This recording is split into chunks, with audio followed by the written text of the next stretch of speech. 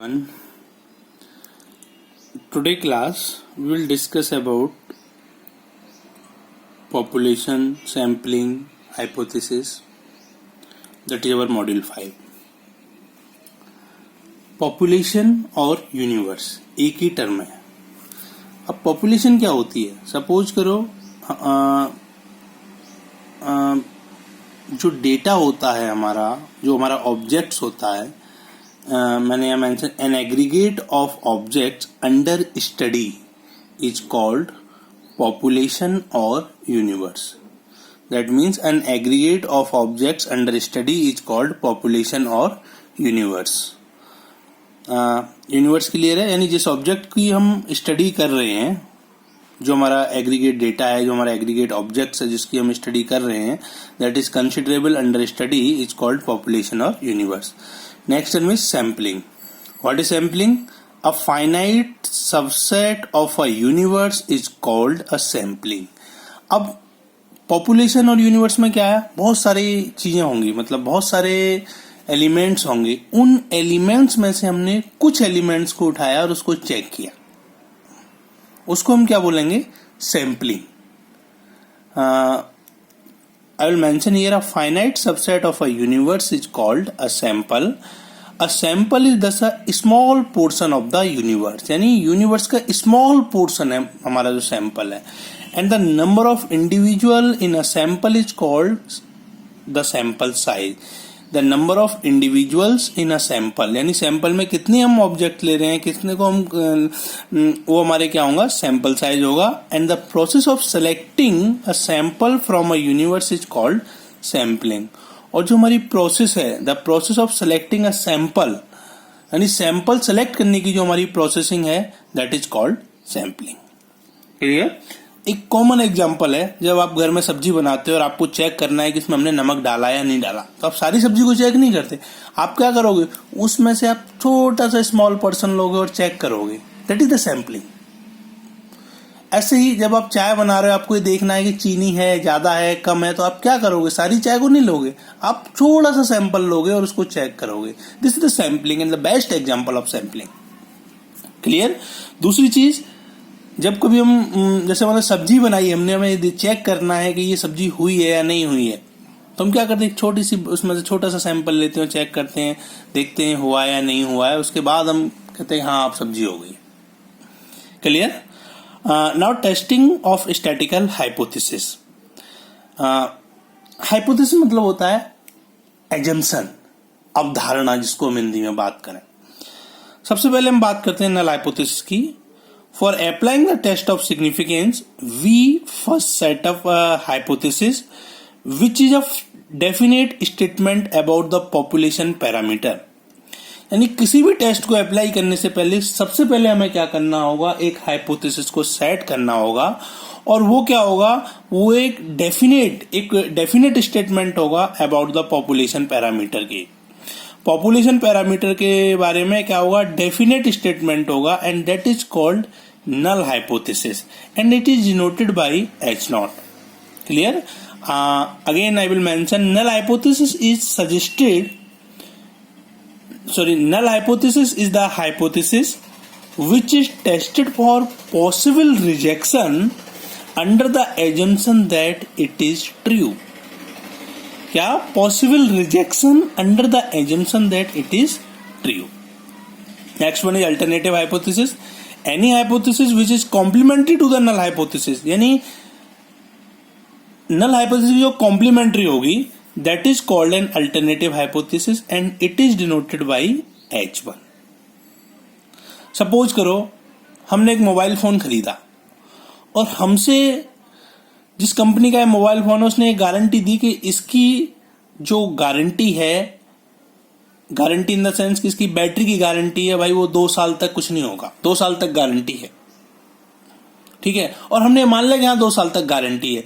That mean the difference between exact value and hypothetical value. 2 साल तक ये तो उसमें कुछ नहीं हुआ उसकी बैटरी में, और वो एज इट इज चली, 0 हो गया. Null hypothesis. अब 2 साल से पहले तो वो 6 महीने बाद या 1 साल में यदि वो खराब हो जाती, तो जो हमारी जो एजम्पशन थी वो गलत हो गई. भाई हमें ये मान के लिया था ना ये इतना चलेगा और ये हमें गारंटी दी थी, तो वो हमारी क्या होगी, अल्टरनेटिव हाइपोथेसिस होगी. For example, if we want to test the null hypothesis that the population has a specific mean mu not, then we will represent it by h naught such that mu is equal to mu naught. This is my null hypothesis. यानी sample mean और हमारा जो population mean वो हमारा equal है. And the alternative hypothesis will be, alternative hypothesis h1 such that mu is not equal to mu not, यानी mu mu not के equal नहीं है, और इसको हम बोलते हैं टू टेल अल्टरनेटिव हाइपोथेसिस. अब म्यू म्यू नॉट के इक्वल नहीं है तो there are two possibility, either mu is greater than mu naught or mu is less than mu naught. If h1 is mu is greater than mu naught, that may right tail alternative hypothesis, or we will call it single tail. h1 such that mu is less than mu naught, left tail alternative hypothesis or single tail. Hence alternative hypothesis helps to know whether the test is two tail test or one tail test. Therefore we set up h1 for the decision. Next one is level of significance. I think population समझ में आ गई होगी, sampling समझ में आ गई होगी, null hypothesis क्या होती है और अल्टरनेटिव हाइपोथेसिस क्या होती है. दूसरे शब्द में हम ऐसे भी कह सकते हैं नल हाइपोथेसिस यानी जो हम सोच रहे हैं और जो हमारा हो रहा है, यानी difference between hypothetical value and observe value is zero, then we say it is null hypothesis. Clear. Now next term is level of significance. The probability of the value of the variate falling in the critical region is known as level of significance. Clear? Next term is test statistics. जैसे हम कोई चीज लेते हैं, जब हम ये कहते हैं वी आर 95% श्योर, इसका मतलब 5% का वेरिएशन है. या whenever we will say 99% is sure, that 1% का वेरिएशन है. That 1% is the level of significance. Clear? Test statistics क्या होता है? We compute the test statistics Z under the null hypothesis for larger sample corresponding to the static t. The variable Z is equal to t minus et over se of t is normal distributed with mean 0 and variance 1. The value of Z given under the null hypothesis is known as test statistics. यानी इसको हम क्या बोलते हैं, test statistics, जो Z की value होगी. अब देखो दो चीजें होती है हमारे पास, एक होती है हमारी टेबुलेटेड वैल्यू और एक होती है हमारी कैलकुलेटेड वैल्यू, जब हम उसमें डिस्कस करेंगे आगे, जब टी टेस्ट, एफ टेस्ट और काई स्क्वायर टेस्ट बताएंगे. We compare the computed value Z with the critical value z alpha at the level of significance alpha. यानी जिस लेवल ऑफ सिग्निफिकेंस, एक तो हमारे पास कैलकुलेटेड वैल्यू होगी और एक पर्टिकुलर लेवल ऑफ सिग्निफिकेंस पर जिस भी टेस्ट से हम बात कर रहे हैं उसकी हमारी क्या होगी, उससे कोई वैल्यू मिलेगी हमें, जिसको हम टेबुलेटेड वैल्यू बोलते हैं. If the critical value of Z alpha of the test statistics at level of significance of alpha for a two tail test is given by probability of z greater than z alpha and this is equal to alpha. Clear? Now next one is error in sampling. देखो error होना बहुत normal सी बात है और error human error है. The main aim of the sampling theory is to draw valid conclusion about the population parameter on the basis of the sample results. In doing this, we may commit the following two types of error. हमारे दो type के error यहाँ हो सकते हैं sampling में. और इसका जो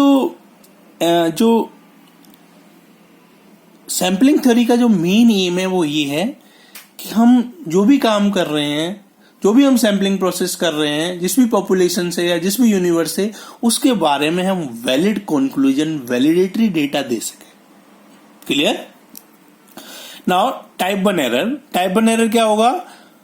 when h not is true we may reject it. यानी जो हमारी नल हाइपोथेसिस है वो क्या है, सही है, और हम उसको क्या कर दें, रिजेक्ट कर दें. इसको हम लिखते हैं probability of reject h not when it is true. This is probability of reject h not by h not and this is alpha. And this alpha is called the size of type 1 error. Clear? क्या होगा type 1 error? When h not is true, then we may reject it. And mathematically it can be written in the form probability of reject H naught when it is true, then probability of reject H naught by H naught, this is alpha, and alpha is called the size of type 1 error. Second one is type 2 error, when H naught is wrong and we may accept it. जब पहला क्या था, जब H naught सही था तो हमने उसको रिजेक्ट किया. दूसरा क्या है, जब H naught हमारा क्या है, H naught हमारा गलत है और उसको हम क्या कर रहे हैं, एक्सेप्ट कर रहे हैं, यानी when H naught is wrong we may accept it. तो mathematically it will be written in the form probability of accept H naught when it is wrong, probability of accept H naught by H1, that is beta, and this beta is called the size of type 2 error. I think ये चीज आपको clear होंगी.